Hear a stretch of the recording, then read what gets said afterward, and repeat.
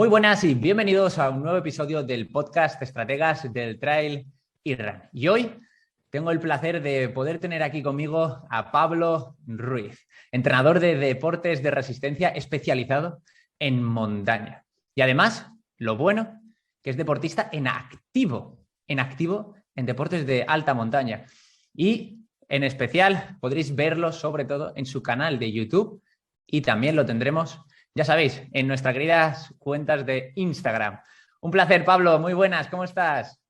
Muy buena, encantado de estar por aquí. Muchas gracias por la presentación.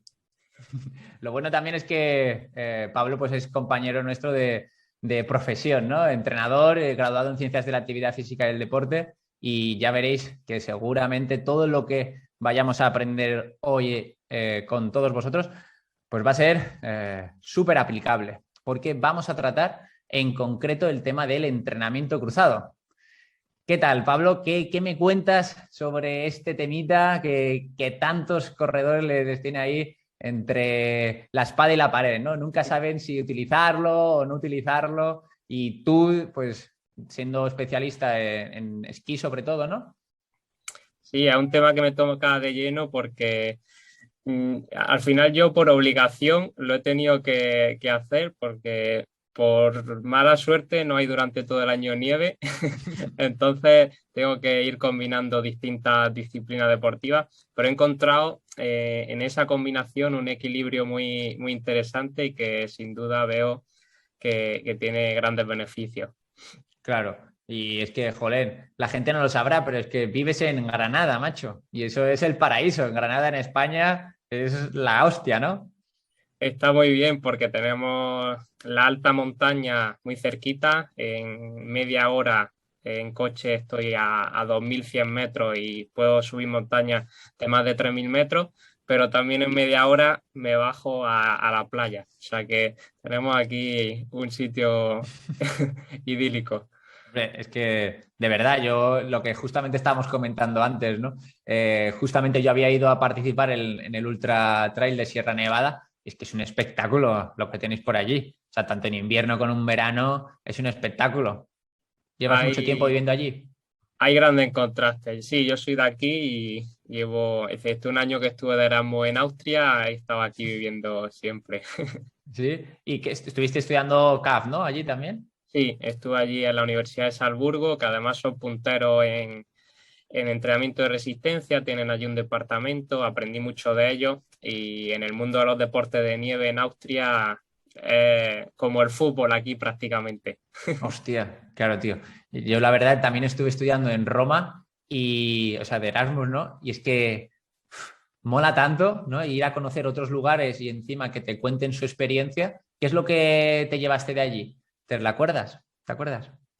Pues de allí, aparte de traerme muy buenos amigos y aprender mucho de grandes profesionales del mundo de la nieve, eh, me quedo con la especialización y la visión que tenían de los deportes de resistencia en montaña. Van bastante por delante de lo que estamos aquí en España y me traje un montón de aprendizajes que ahora estoy aplicándolo aquí e intentando traerlo aquí, pero que allí lo tenía mucho más avanzado desde luego. Totalmente. Yo la verdad que es un tema este que para mí, como, o sea, en mi cabeza siempre es recurrente, ¿no? Cuando la gente dice, Buah, es que en España somos la hostia, tal, el nivel de trail sobre todo, ¿no? Esto es increíble, tal. Y yo, ¿en serio? O sea, si esto es una mierda comparado con lo que va a haber dentro de 5 años, 10 años, ¿no? O sea, Ahí de está. hecho, ya se ve, ¿no? Los récords de Kilian, que parecían una barbaridad, ya se van batiendo. Me Mm. imagino que en esos deportes también pasará, ¿no? Sí, totalmente. Y allí en Austria, una cosa que me impactó mucho es que el esquí de montaña, yo aquí en España, cuando cuento que mi deporte es el esquí de montaña, siempre tengo que explicar qué es y qué no es, ¿no? Porque muchos te dicen, ah, sí, eso es el esquí de fondo. No, es diferente. Eso es lo de pasar palos. No, es diferente. Siempre tengo que explicarlo, ¿no? Y allí decía, mi deporte es el esquí de montaña. Y me decía la gente, bueno, sí, yo también hago esquí de montaña, pero ¿cuál es tu deporte? O sea, Hostia. lo tenían tan incorporado que era como el salir a pasear al perro, ¿no? Totalmente. Ostras, qué bueno, tío. Qué bueno. Venga, vamos a preguntártelo para que la gente lo sepa. Yo sí que lo sé, pero quiero que la gente sepa justamente eso, si tanto te lo preguntan. Explícanos, por favor, Pablo, ¿qué es el esquí de montaña? Venga, pues el esquí de montaña es un deporte que combina técnicas del alpinismo y también el descenso clásico que se conoce del esquí para progresar por la montaña. Entonces, tanto usamos técnicas para subir montañas por nuestros propios medios como para luego bajarlas. No requerimos de remontes como en otras disciplinas y como hacemos todo esto es con un material específico, una fijación que nos permite levantar el talón para subir y bloquear el talón para la bajada. Y además en el esquí colocamos las pieles de foca que se llaman, aunque ya no sean de piel de foca por suerte, ya son materiales sintéticos, y es lo que nos permite ese pelo que agarre y nos permita subir pendientes. La verdad que a mí ese deporte me parece espectacular. Yo creo que o sea, al final cuando vas por la montaña y ves la montaña esa a lo lejos y luego puedes conseguir subirla sea como sea, ¿no? O sea, porque además yo, la mayoría de la gente que veo que hace eso, luego también vais con piolet, ¿no? Que vais subiendo y bueno, ya voy a ponerme un poco en plan amateur, los fotones son de locos, o sea, increíble siempre, ¿no? Sí, yo la verdad que la libertad que te da el esquí de montaña no la he encontrado con ningún otro deporte. Practico también trail, hago ciclismo y muchos otros deportes de resistencia. Pero claro, es que en invierno pasa algo mágico, que es que se cubre todo de nieve y ahí eres tú el que traza el camino. No hay vereda, no hay camino y tienes ahí un folio en blanco gigante por el que decidí qué líneas pintar. Qué bueno, tío. Yo la verdad es que ahora lo estábamos hablando y siempre me imagino esas fotos, ¿no? Es que son fotones, de verdad que son fotones. Yo creo que pocos deportes te regalan esa perspectiva del mundo. Y también tengo que decir que ahí tenéis que tener un poco de, ¿cómo se dice esto? No tener miedo a las alturas, ¿no? Porque realmente da pánico. Sí, hay ciertas aristas, hay ciertas zonas que no se puede tener vértigo porque... Eso, vértigo. No, no, puedes tener vértigo. Sí, sí. Totalmente. Pues vamos a meternos un poco de lleno en el tema. O sea, ¿qué consideras tú que sería el entrenamiento cruzado en trail running? Siempre vamos a enfocarnos al deporte de trail running, ¿vale? Y teniendo en cuenta como específico el trail running, todo el envolvente. Genial, pues hombre, el entrenamiento cruzado, simplificándolo mucho, podemos hablar que es en vez de dedicarnos solo a correr, ¿no? Meter otros medios con los que seguir entrenando y seguir trabajando otras cosas, pero que no son específicamente el deporte con el que luego vamos a competir. Claro. Y yo creo que esa es la parte más importante, ¿no? O sea, que luego no vamos a competir en la mayoría de los casos. Que creo que muchas veces parece que estamos haciendo, parece que somos triatletas, ¿no? Que una cosa y otra y no. O sea, si nosotros somos corredores, tenemos que ver que eso es un complemento, ¿no? Ahí está. Igual que cuando hacemos entrenamiento de fuerza, no nos estamos convirtiendo en pues deportistas de gimnasio o gente que va a hacer halterofilia, pues cuando metemos otros deportes, si tenemos el foco puesto en la carrera, son muy positivos para usarlos para mejorar otras capacidades o para dar descansos, ¿no? En ciertos puntos. Pero efectivamente hay que tener claro para qué lo estamos usando y cuál es nuestro objetivo. Claro. Y lo que tú decías, o sea, al final, ¿cuál es nuestro objetivo? ¿No? O sea, ¿qué es? Aumentar la cantidad de tiempo, o sea, el volumen del entrenamiento, poder aumentar la intensidad del entrenamiento, ¿no? ¿Cuál es el objetivo, ¿no? ¿Cuándo, Pablo, deberíamos incorporar este tipo de entrenamientos?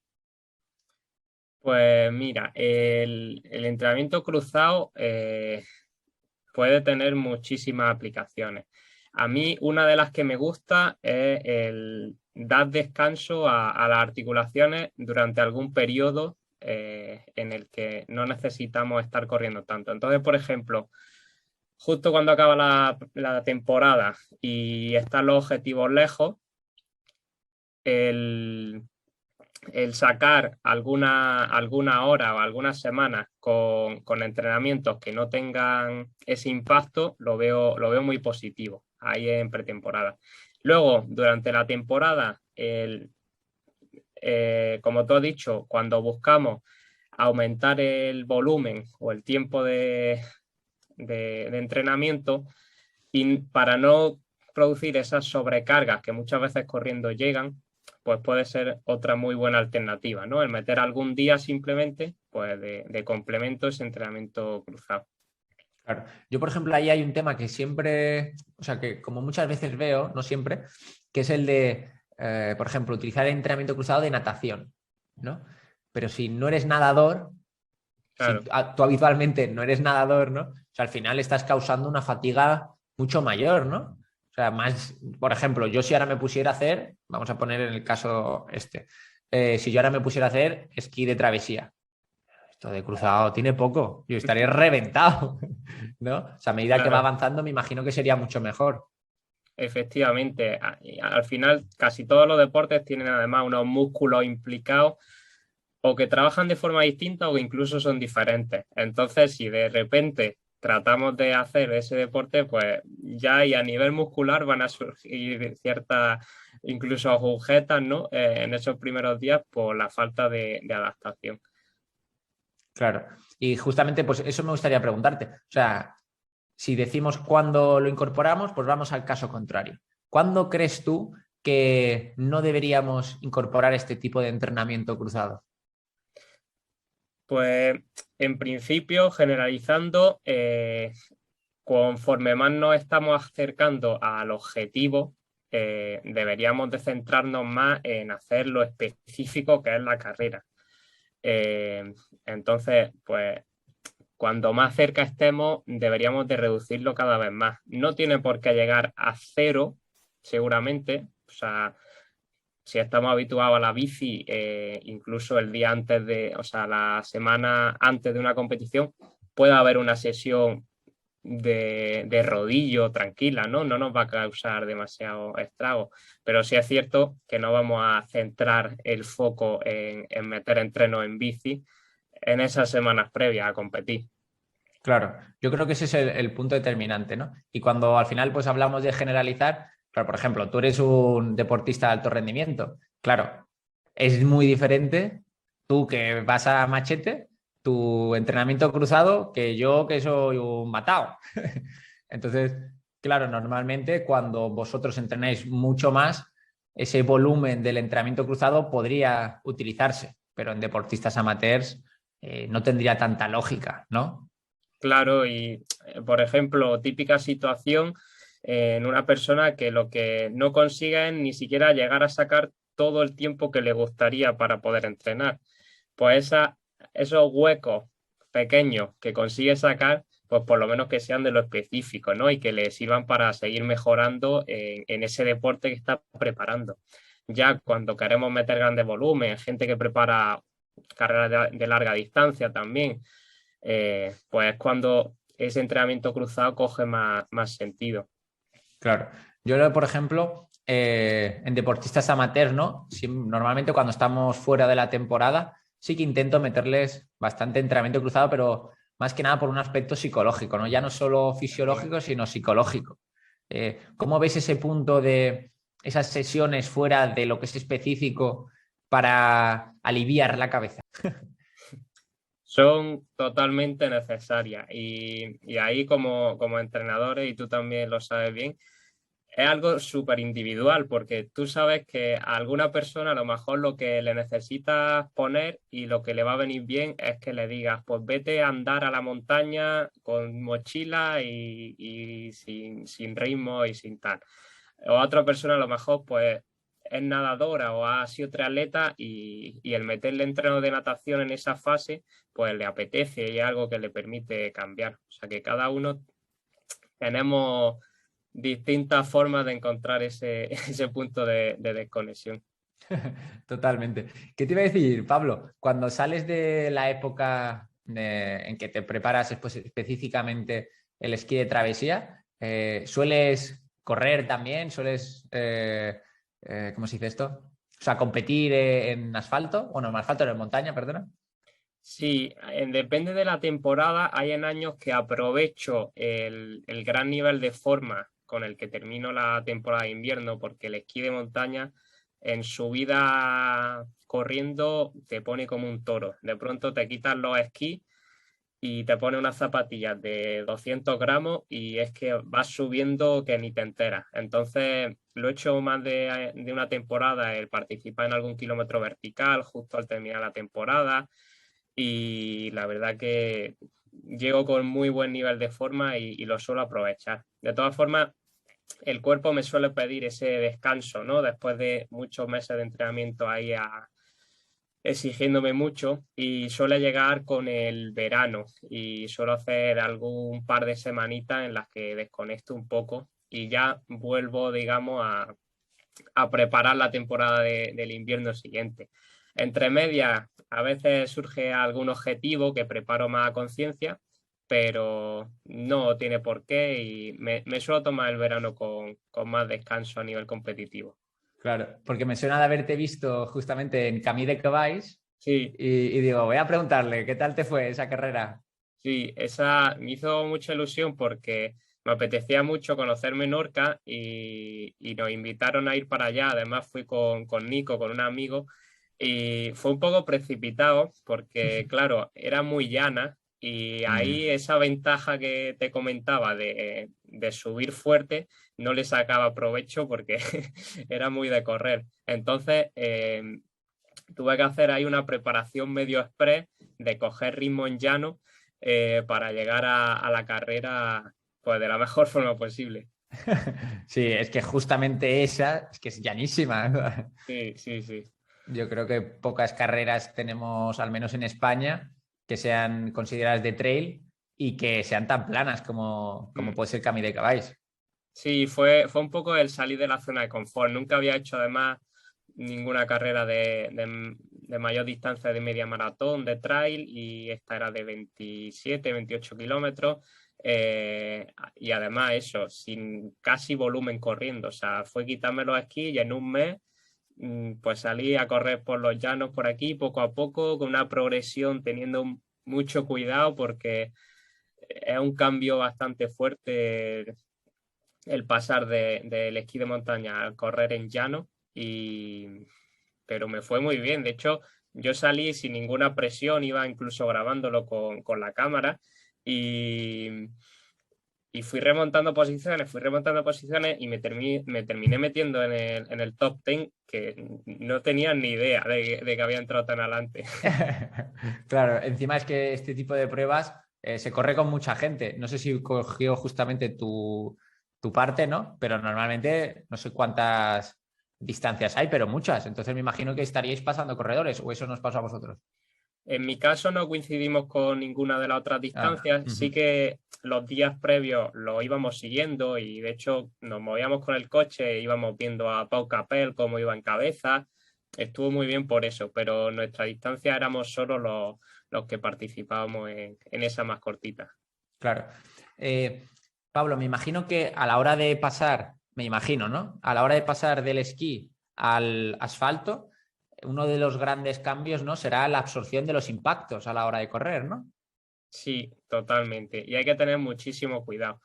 En mi caso, ha habido temporadas que he dejado completamente de correr durante el invierno y me he centrado, esto que hablábamos antes, en el deporte específico, ¿no? Que es el esquí de montaña, e intentaba que prácticamente todos los entrenamientos fueran con los esquís más los entrenamientos de fuerza.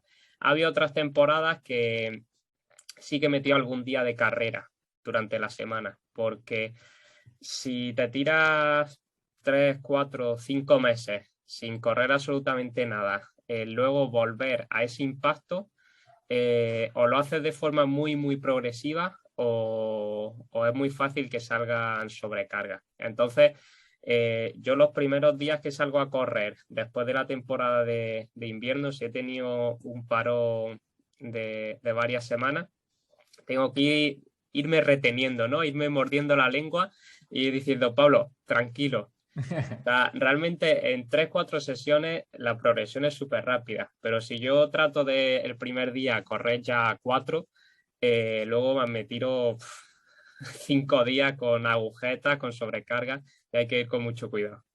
Claro, ya me imagino. ¿Y cómo pasas esas primeras etapas? ¿Qué haces? ¿Ejercicio, pequeños, o sea, pequeñas progresiones de pliometría? ¿Cuáles son los primeros pasos que sueles dar, por ejemplo, en el entrenamiento de fuerza cuando sales del esquí a correr? En el entrenamiento de fuerza no solo hace grandes cambios, y lo que sí que hago es que, pues eso, que en la primera sesión de correr, pues que sean 3 kilómetros y ya está, y ninguna prisa, y simplemente voy aprovechando el fin de temporada de esquí, que sigue quedando nieve en la montaña, pero ya no hay tantas competiciones o no quedan. Entonces, el volumen y el entrenamiento sigue siendo con los esquís y digamos las sesiones de recuperación activa incluso o más suaves las empiezo a meter corriendo. De esa forma no tengo esa prisa por reincorporarme a la carrera, porque ya estoy metiendo el entrenamiento grueso con los esquís todavía y puedo ir muy poco a poco con esa progresión. Claro, qué buena estrategia, totalmente. ¿Qué te iba a preguntar, Pablo? Cuando metemos el entrenamiento cruzado, ¿cuál sería de forma general la intensidad con la que trabajaríamos? Pues en principio, como hemos hablado antes, como nuestro foco está puesto en la carrera, las sesiones más específicas en las que queremos ganar ritmo, ganar velocidad, crear adaptaciones a ritmos más altos, que es lo que vamos a buscar luego para competir, habría que centrarlas en la carrera. Y entonces el trabajo que nos queda, pues ese trabajo más de base, en el que solemos ir a umbral aeróbico y por debajo, y ese sería el trabajo que tocaría hacer principalmente con estos otros medios, con entrenamiento cruzado.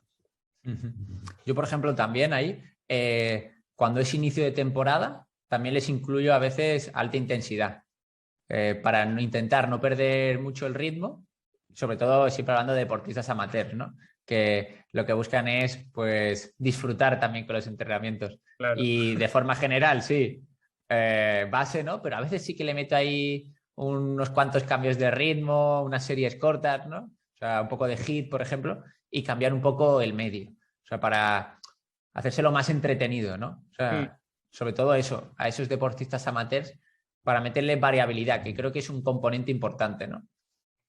Sí, es muy interesante. Y a ver, en el caso de la bici, por ejemplo, pues quizá el hacer un entrenamiento de intensidad en bici, las adaptaciones que generemos quizá no son tan específicas como las de para trail, pero sin embargo, si lo metemos el trabajo de esa intensidad con los esquís, sí que hay bastante transferencia luego a la carrera, especialmente a la subida. O sea que podría ser perfectamente una forma de trabajarlo. Incluso puede tener sentido, teniendo en cuenta que estamos en altitud, pues dar ciertos estímulos buscando además ese extra, ¿no? Que nos genera la altitud y la hipoxia. Entonces, al final hay mil combinaciones y como tú has dicho, en la variabilidad muchas veces está la respuesta, porque son muchos años entrenando, son muchos meses y si no vamos creando distintos estímulos, nos terminamos Claro, aburriendo.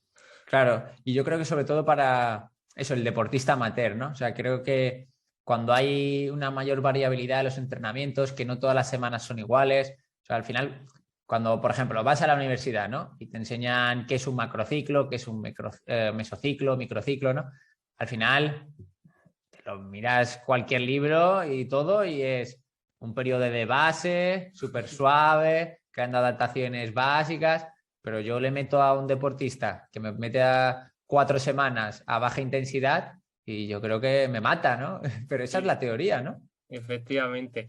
Yo de esto me he dado cuenta también, por ejemplo, con el entrenamiento de fuerza, que realmente, o sea, tú te paras a estudiarlo fríamente, lo que le sacamos nosotros al entrenamiento de fuerza como deportista de resistencia, y realmente haciendo 5 ejercicios muy básicos durante toda la temporada, trabajándolo bien, con una buena estructura, las mejoras ya las tienes. Pero claro, a un deportista, como tú dices, amateur, que busca también divertirse y entretenerse, tú le mantienes la misma rutina durante toda la temporada y deja de hacerla.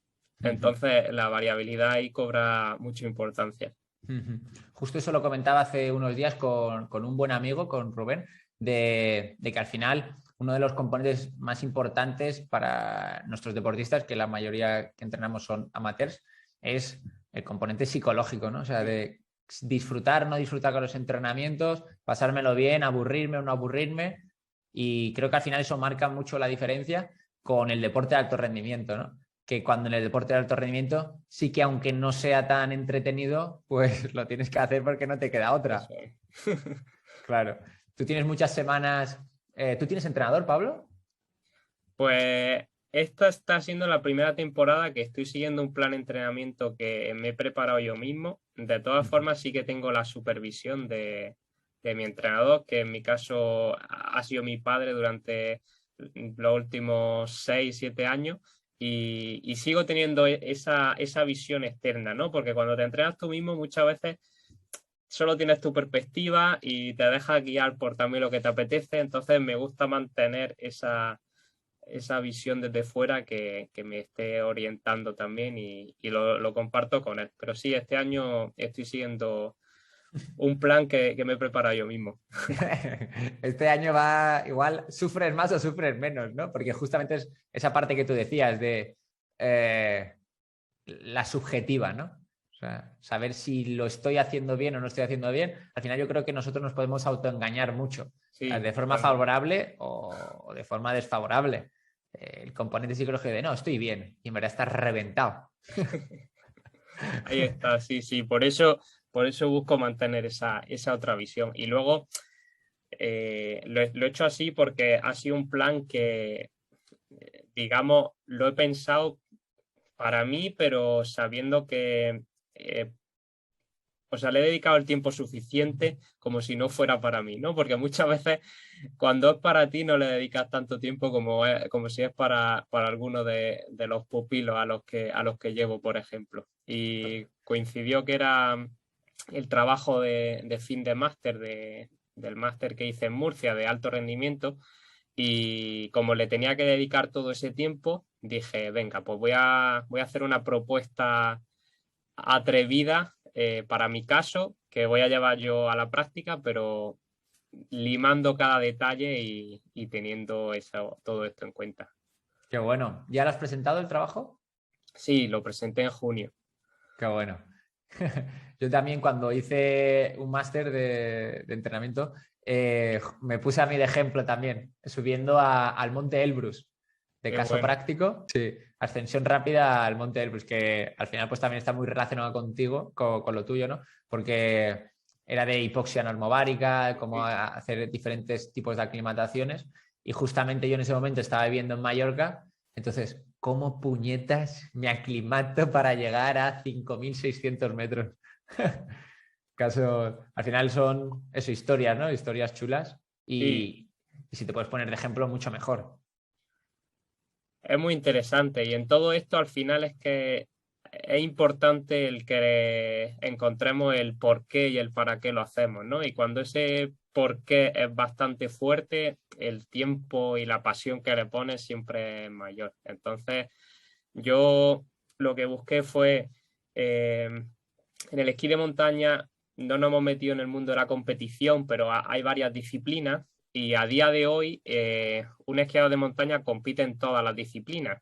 Estamos hablando como si en atletismo el mismo que te corre un 800 te corre una maratón.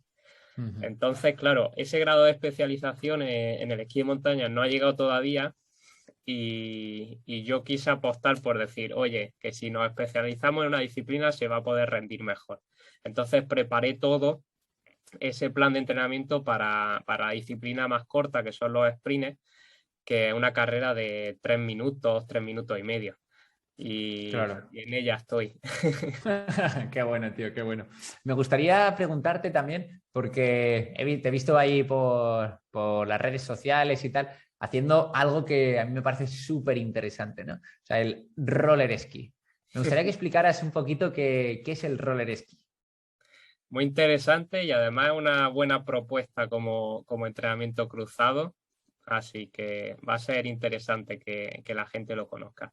Pues el roller esquí no es otra cosa que unos esquís con ruedas que te permiten ir por el asfalto. Entonces, esto es inventado por los esquiadores de fondo que cuando se va la nieve pues quieren seguir entrenando y se inventan esto. Entonces, tiene una rueda antirretorno de forma que te permite subir el puerto de montaña sin resbalarte hacia atrás y puedes ir con la misma técnica que los esquiadores de fondo o que los esquiadores de montaña y vas con tus bastones. Entonces es un deporte muy completo porque trabajas todo el cuerpo, tienes que impulsar de brazos, pero también las piernas van actuando. Y lo positivo, entendiéndolo como posible entrenamiento cruzado, es que de nuevo es un deporte sin impacto. Va rodando sobre la carretera y no se produce ese impacto que tenemos en la carrera. Además es un deporte que, digamos, la densidad es muy alta porque no, si quieres no hay pausa, ¿no? Puedes ir todo el rato rodando y además es bastante exigente porque cuando subes a un puerto de montaña, claro, es que no tienes descanso posible y el gesto técnico te exige además a ir a un ritmo que tampoco puedes reducirlo mucho porque si no ya pierde ese rodamiento, esa inercia y empieza a perder un poco ese gesto técnico. O sea que lo hace muy completo. Sí, sí, no, la verdad es que yo la primera vez que lo vi hace años, me estoy intentando acordar, Pérez Rullán, Sí. eso es. Y digo, ¿quién era? ¿Quién era? ¿Quién era? Pérez Rullán, eso es. Me suena que fue a él y dije, ostras, ¿qué puñetas es esto? O sea, qué cosa más rara, ¿no? Encima yo los veía por Mallorca Mm. y vi a un montón, que era la selección de no sé qué país, luego me enteré, ¿no? Y digo, ¿qué puñetas es esto por aquí? Y con esas cosas tan largas, que encima son largos, no es nada pequeño, ¿no? Y justo lo que me preguntaba es eso que tú has dicho, las ruedas antirretorno. Yo me preguntaba todo el rato, ostras, es que, ¿qué pasa si de repente se cansa? ¿Qué se van hacia atrás? No, no, claro. Te lo juro, lo vi eso y digo, madre mía, qué aparato más extraño. La verdad es que sí, muy, muy, muy interesante. Te quería preguntar justamente por la técnica de los bastones, ¿no? ¿Qué técnicas, siendo tú pues, un gran especialista en ello, qué técnica de bastones le recomendarías a los corredores de montaña? ¿Cuáles son las técnicas que tú crees que son más útiles para ellos? Pues mira, de esto tengo un vídeo justo en YouTube que un poco, yo había visto todos los vídeos que había en YouTube de bastoneo y como esquiador de montaña, o sea, para trail y como esquiador de montaña me parecía que quedaba todavía por añadir temas. Entonces me decidí a grabarlo y por ahí ya está. Es un vídeo que está funcionando muy bien. Creo que está cerca de las 10.000 visitas ya. Ostras, muy bien, sí, sí. Y ahí comento todas las técnicas que yo utilizo. Eh, lo ideal es ser capaz de ir amoldando a los cambios del terreno la técnica de bastoneo, porque en cada pendiente y en función al ritmo que lleve, hay una que lo acompaña mejor que otra. Eh, a mí me gusta mucho y esta la veo que la emplea bastante poca gente, pero me gusta mucho el ser capaz de seguir con el braceo que llevaríamos corriendo, o sea, la misma coordinación de brazos que la frecuencia de pierna, pero con esa clavada de bastón y con ese pequeño impulso. Entonces, realmente se mueven muy rápido los brazos. Imaginaros si vas corriendo hacia arriba, que lleve una cadencia de 160 quizás, pues los brazos se mueven a la misma velocidad. Y va ahí pip, pip, pip, pip, pip, pip, pip, haciendo pequeños lances. Entonces, realmente no se desgastan tanto los brazos porque, claro, hacen muy poca fuerza. Al ser tan poco tiempo, pero realmente te da ahí un impulso extra y además sigues manteniendo el braceo que también te da un impulso hacia adelante, ¿no? Porque hay en ocasiones que el uso de bastones a ciertos corredores lo que le está haciendo es frenar un poco, porque claro, si van con un braceo más lento y las piernas van por delante, muchas veces te hacen como amoldarte a un ritmo más bajo o ponerte a andar cuando realmente te está haciendo ir más lento que si no los llevara. Entonces, por Claro. eso esa técnica no se usa demasiado y yo la veo muy, muy interesante. Hay que entrenarla, hay que trabajarla mucho, pero funciona bastante bien. Claro, eso es un tema que luego mucha gente no se plantea, ¿no? O sea, primero, por ejemplo, la medida de los bastones. Yo he ido, ahora hace unos meses hice Riaño Trail Run, que es una carrera Mm, por etapas de 3 días. Y yo iba diciendo, a ver, algunos, ¿no? Que llevamos un rato corriendo, digo, ¿sabes que llevan los bastones fatal, ¿no? O sea, porque los llevan súper bajos. sí. Y digo, claro, al final vas a peor. Estás intentando utilizarlos como una ayuda y al final lo que está suponiendo es un problema. Mm. Sí, Ujú. el tema de los bastones es que requiere mucho trabajo y realmente o sea, el punto en el que te compensa llevarlo muchas veces es porque has entrenado muchísimo con ellos. Si no, muchos corredores sin bastones rendirían mejor que con ellos. Por eso el esquí de montaña y los roller esquí, usándolo como entrenamiento cruzado, como estamos hablando en este podcast, te dan eso también. Y esto es lo que hablábamos, ¿no? De que a veces te aporta